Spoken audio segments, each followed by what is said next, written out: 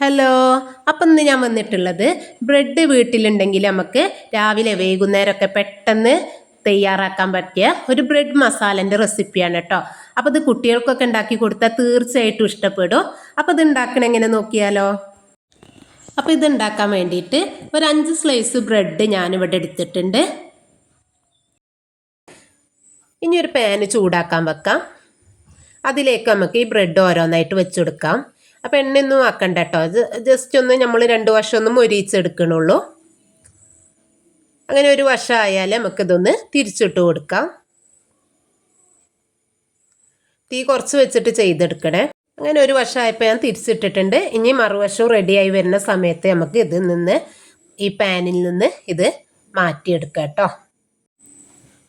അപ്പം എല്ലാം റെഡിയാക്കി ഞാൻ മാറ്റിയിട്ടുണ്ട്. ഇനി വേണ്ടത് ഇത് നമുക്ക് ചെറുതായിട്ടൊന്ന് കട്ട് ചെയ്തെടുക്കണം കേട്ടോ. ഞാനിതുപോലെയാണ്, ചെറിയ പീസോ വലുതോ എങ്ങനെ നിങ്ങളെ ഇഷ്ടം പോലെ ചെയ്തെടുക്കാം. അങ്ങനെ കട്ട് ചെയ്ത് മാറ്റി വെച്ചിട്ടുണ്ട്. ഇനി ഒരു പാൻ അടുപ്പത്ത് വെച്ചിട്ട് ഒരു 2 ടീസ്പൂണ് ഓയിൽ ഒഴിച്ചു കൊടുക്കാം. ഇനി ഇതിലേക്ക് 1/2 കപ്പ് സവാള ചെറുതായി കട്ട് ചെയ്ത് ഇട്ട് കൊടുക്കാം. ഒരു മീഡിയം സൈസ് സവാള എടുത്താൽ മതി. എന്നിട്ട് അത് നല്ലവണ്ണം ഒന്ന് വഴഞ്ഞു വരുന്ന സമയത്ത് അതിലേക്ക് 1 ടീസ്പൂണ് ഇഞ്ചി വെളുത്തുള്ളി പേസ്റ്റാണ് ചേർത്ത് കൊടുത്തിട്ടുള്ളത്. നിങ്ങൾക്ക് വേണമെങ്കിൽ ഇഞ്ചി വെളുത്തുള്ളി ചതച്ചത് ഇട്ട് കൊടുക്കാം കേട്ടോ. ആവുമ്പാടൊന്ന് നല്ലവണ്ണം വഴറ്റിയെടുക്കാം. ഈ സമയത്ത് ഒരു 1/4 കപ്പ് തക്കാളി ചെറുതായിട്ട് കട്ട് ചെയ്തതും 1/4 കപ്പ് ക്യാപ്സിക്കം ചെറുതായി കട്ട് ചെയ്തതും ചേർത്തി കൊടുക്കാം. എന്നിട്ട് നല്ലവണ്ണം ഒന്ന് വഴറ്റിയെടുക്കാം. ഒരുപാട് അങ്ങോട്ട് വഴന്നു പോകുന്നു വേണ്ട കേട്ടോ. ഇനി ഇതിലേക്ക് പൊടികൾ ചേർക്കാം. ആവശ്യത്തിലുള്ള ഉപ്പ് ചേർത്തിട്ടുണ്ട്, 1/4 ടീസ്പൂൺ മഞ്ഞൾപ്പൊടി ചേർത്തിട്ടുണ്ട്, 1/4 ടീസ്പൂൺ തന്നെ മല്ലിപ്പൊടി ചേർത്തിട്ടുണ്ട്, 1/4 ടീസ്പൂൺ തന്നെ മുളക് പൊടിയും ചേർത്തിട്ടുണ്ട്. അത് വേണമെങ്കിൽ ചേർത്താൽ മതി, കുട്ടികൾക്കൊക്കെ ആണെങ്കിൽ ചേർത്തണ്ട കേട്ടോ. ഇനി 1/4 ടീസ്പൂൺ തന്നെ ഗരം മസാലപ്പൊടി ചേർത്തിട്ടുണ്ട്. ഗരം മസാലയ്ക്ക് പകരം വേണമെങ്കിൽ ചിക്കൻ മസാലയും ചേർത്തി കൊടുക്കാം. എന്നിട്ട് നല്ലവണ്ണം ഇതൊന്ന് വഴറ്റിയെടുക്കാം. അങ്ങനെ ഇത് ഞാൻ നല്ലവണ്ണം വഴറ്റിയെടുത്തിട്ടുണ്ട്.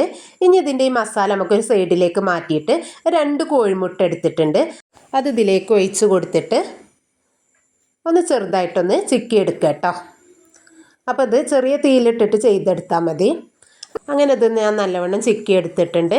ഇനി ഈ മസാലയും മുട്ടയും പാടെ നമുക്ക് രണ്ടും പാടെ ഒന്ന് മിക്സ് ചെയ്തെടുക്കാം. ഈ മുട്ട ആദ്യം വേണമെങ്കിൽ മസാല തയ്യാറാക്കേണ്ടതിൻ്റെ മുമ്പ് വേണമെങ്കിൽ ഒന്ന് മുട്ട നമുക്ക് വറുത്തിട്ട് മാറ്റി വെക്കാം. എന്നിട്ട് ഈ സമയത്ത് ചേർത്ത് കൊടുത്താലും മതി കേട്ടോ. അങ്ങനെ നല്ലവണ്ണം മിക്സ് ചെയ്തെടുത്തിട്ടുണ്ട്. ഇനി ഇതിലേക്ക് വേണ്ടത് 1 ടേബിൾ സ്പൂണ് ടൊമാറ്റോ സോസാണ് കേട്ടോ ചേർത്തി കൊടുക്കുന്നത്. ആവുമ്പാട് ചേർത്തിയിട്ട് നല്ലവണ്ണം ഒന്ന് മിക്സ് ചെയ്തെടുക്കാം. അത് ചേർത്തിയ പ്രത്യേക ഒരു ടേസ്റ്റാണ് കേട്ടോ. ഇനി നമ്മൾ തയ്യാറാക്കി വെച്ച ആ ബ്രെഡിൻ്റെ പീസ് ഉണ്ടല്ലോ, അത് ഇതിലേക്ക് ഇട്ട് കൊടുക്കാം. എന്നിട്ട് നല്ലവണ്ണം ഒന്ന് മിക്സ് ചെയ്തെടുക്കാം. അപ്പോൾ ഈ സമയത്ത് വേണമെങ്കിൽ നമുക്ക് കുറച്ച് വെള്ളം വേണമെങ്കിൽ ചേർത്തിട്ടും കൊടുക്കാം കേട്ടോ. ഇനി കുറച്ച് മല്ലിയില ഇട്ട് കൊടുത്തിട്ടുണ്ട്. എന്നിട്ട് നല്ലവണ്ണം ഒന്ന് മിക്സ് ചെയ്തെടുക്കാം. ഇനി ഇതിലേക്ക് 1 ടേബിൾ സ്പൂണൊക്കെ വെള്ളം ചേർത്തുകയാണെങ്കിൽ ചേർത്തിയാൽ മതി. ഇനി ഇതിലേക്ക് ഒരു നാരങ്ങൻ്റെ പകുതി ഞാൻ പിഴിഞ്ഞൊഴിച്ചിട്ടുണ്ട്. ഇതും പാടെ ചേർത്തിട്ട് മിക്സ് ചെയ്തെടുക്കാം. അങ്ങനെ നമ്മൾ ടേസ്റ്റി ആയിട്ടുള്ള ബ്രെഡ് മസാല ഇവിടെ റെഡി ആയിട്ടുണ്ട്. ഞാൻ ഇത് പ്ലേറ്റിലേക്ക് മാറ്റിയിട്ടുണ്ട്. അപ്പോൾ ഇതെല്ലാവരും ഒന്ന് ഉണ്ടാക്കി നോക്കണേ. വീഡിയോ ഇഷ്ടപ്പെട്ടാൽ ലൈക്ക് ചെയ്യാനും സബ്സ്ക്രൈബ് ചെയ്യാനും മറ്റുള്ളവർക്ക് ഷെയർ ചെയ്ത് കൊടുക്കാനും മറക്കല്ലേ. അപ്പോൾ അടുത്ത വീഡിയോ ആയിട്ട് പിന്നെ